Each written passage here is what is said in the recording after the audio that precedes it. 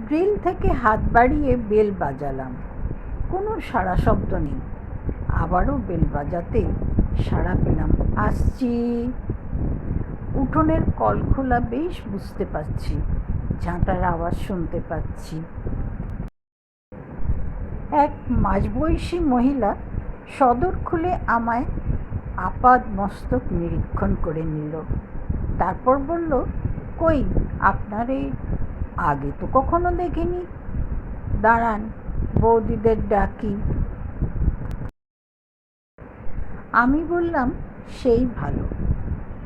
মহিলাটি বড় বৌদি বলে ডাকতে তিনি ওপরের বারান্দায় হাজির হলেন এবং চিৎকার করে বিরক্তি প্রকাশ করলেন, কি রে, দেখলি তো সব কাজকর্ম সেরে সবে উপরে এসেছি, এত ডাকাডাকি কিসের রে? মহিলাটি এবার রাগ দেখিয়ে বলল, তোমাদের বাড়ির লোক এসেছে, আমি কি করব? কে এসেছে জিজ্ঞাসা করবি তো।